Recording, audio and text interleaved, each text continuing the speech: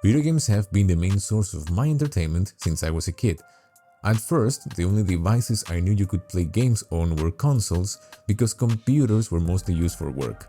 Either that or the games available were only those from sites like free.io, so I never paid much attention to them. It was in high school when I found creators like Markiplier, PewDiePie and Jacksepticeye and learned that PCs can run cool games that I've never heard about before and were not available on consoles for whatever reason. However, it was when I chose to become a content creator that I got my first gaming PC for streaming my games and being my working station, and this was by far the best decision I could have made as a gamer. And the main reason as to why I feel this way is Steam. At first, I didn't really understand the hype around Steam. I thought it was just another gaming distributor similar to Xbox or PlayStation, but for computers. I wasn't really aware of the influence it has on the PC gaming market until I became one of its regular customers. And after buying games for a few years now, it's pretty clear why people love it so much. Even more so once I began looking for other alternatives just to see what they offered. And then I realized that none of them could really compete with Steam for 7 main reasons.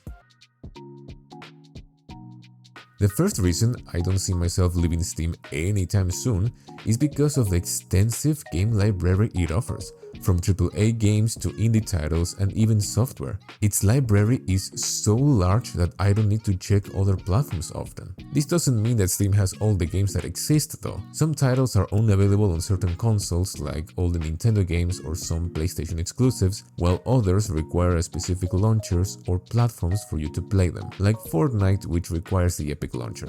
Nonetheless, Steam's game library is big enough to make me and other people think twice before checking other marketplaces, which is why it has become the first option whenever we want to expand our library.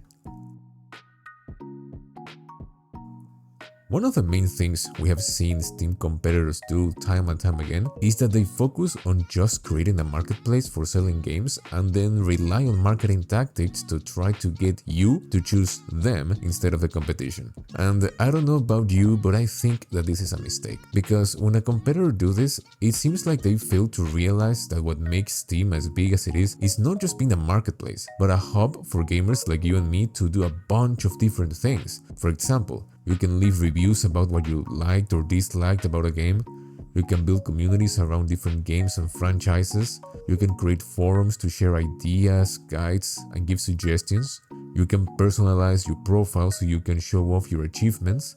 You can read updates and news curated by the community.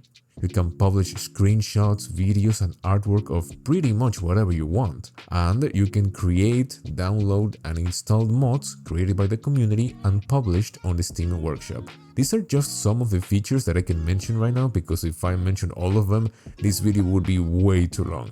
And while other platforms offer similar features, most of them don't offer nearly as many, which is another reason why I think most people choose Steam over them. From all the mentioned features, Steam's review system has to be one of its best. And I say this because even though other platforms do have a review system, most don't offer the same freedom of expression as Steam, or they do not have a review system at all, like the Epic Game Store, which doesn't provide a way for players to post a review and instead they only show reviews from critics.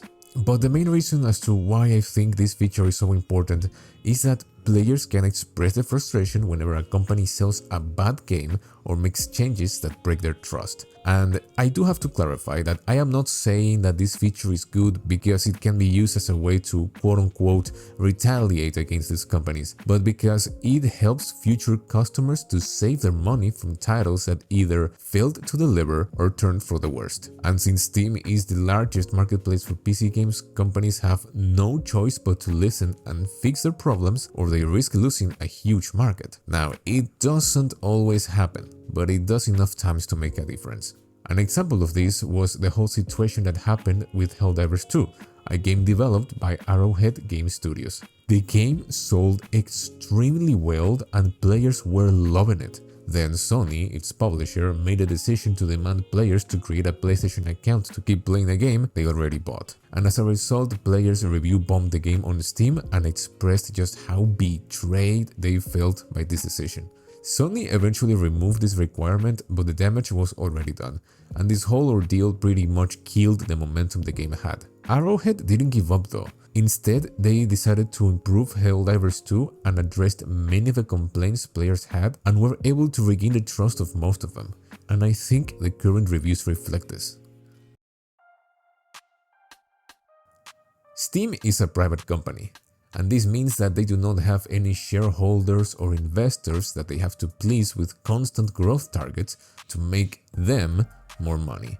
Instead, they can put all their focus and efforts into one simple thing, and that is to make us, their customers, as happy as possible. Because of this, they have the freedom to work on long-term goals and make decisions that players or the customers would enjoy. These are things like adding gaming support on Linux or updating their policies to protect players from practices that would negatively impact their experience. For example, do you remember when EA wanted to show ads in the middle of your playthrough? Well, it is thanks to Valve that we do not have to deal with that, since they updated their Steamworks documentation to ban this practice from being implemented on games sold on Steam. Thank you, Lord Gabe. There are more examples of Steam prioritizing their customers, like when they started warning users about abandoned early access games, or when they set new guidelines for games offering season passes by pretty much forcing developers to tell the players exactly what they're getting. And given how the industry is going, something tells me we're gonna keep seeing more examples like this in the future. As we have seen by now, Steam has a lot of features that turn it into more than just a marketplace, but an entire ecosystem built to satisfy the players. However, even with all this, there are still many people who aren't willing to get into Steam because you need a computer that can play games, and it can be both confusing and expensive to build one. Valve knows about this issue and they created a solid solution. In February 2022, Valve released the Steam Deck. This is their very own handheld console that runs on SteamOS, a Linux-based operating system that lets players bring their Steam library everywhere they go.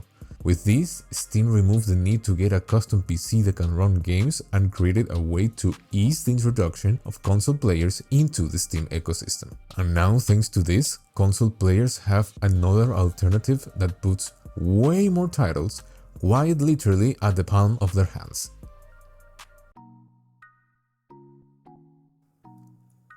If you are a regular Steam user, you have probably realized by now that Steam often runs sales, and in some cases they offer 90% off on popular titles. This can be from either seasonal events like Steam Summer Sales or a marketing move from publishers to promote a new game. Either way, these constant sales make buying games way more appealing, even more so when the title in question is too expensive at regular price. And seriously, their sales are incredibly good. During the last summer sale, I got the whole BioShock collection for less than $12 and I couldn't be happier. And since gaming is a hobby that is becoming more and more expensive each year, these sales really help the average gamer to enjoy some of the most recent titles without exploiting their wallets. Steam first launched on September 12, 2003. At first, it was created as a way for Valve to launch and update their digital games, but at some point they decided to turn it into a store. Little by little, Steam was getting more and more titles and it got better upgrades that improved the customer experience until it became what it is today. And throughout a journey of over 20 years, Steam has accumulated an incredible amount of goodwill with its users. The secret? Putting their customers' needs above short-term profits. I know, it's crazy. And by putting their customers first in an industry where cutting corners, overpricing and monetizing everything seems to be becoming the norm, it puts them in a favorable position in the minds of gamers. In other words, while they apply simple business common sense, other companies shoot themselves in the foot by doing the opposite. Also, something that is very worth mentioning in my opinion is that Steam has an advantage over all the other companies, and that is that they were first. Thanks to this, they were able to set up the standards for how to sell digital games and how to treat your customers in this space. Their customer support also helps a lot. There are tons of stories of how an account got hacked and Steam support got it back in just a few hours. It is so good that the community makes memes around it all the time. I don't think there's any other company out there whose support system is praised as much as Steam's, not only in the gaming space, but in general. Valve, at the end of the day, is still a company, and all companies want money. Steam is not different in this regard, and they have done things that have affected the industry before. Things like requiring internet access to play single-player games, or introducing loot boxes to multiplayer games. Yeah, I personally do not like any of those. Also, we can't forget the fact that Steam is pretty much a monopoly in the PC gaming market. However, unlike most monopolies, it is one that works for the players, because they know that it is there where the money is. And in an industry where companies make decisions that negatively affect the gaming experience, having one with as much influence as Steam acting on your best interest, it feels very good. Which is why I think most players are willing to overlook these flaws.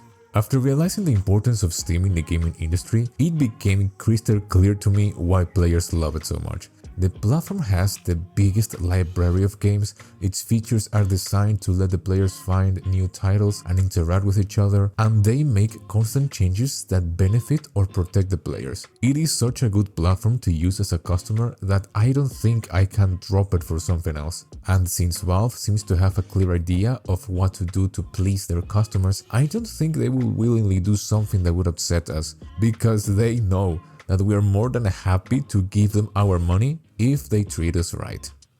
That's all for today.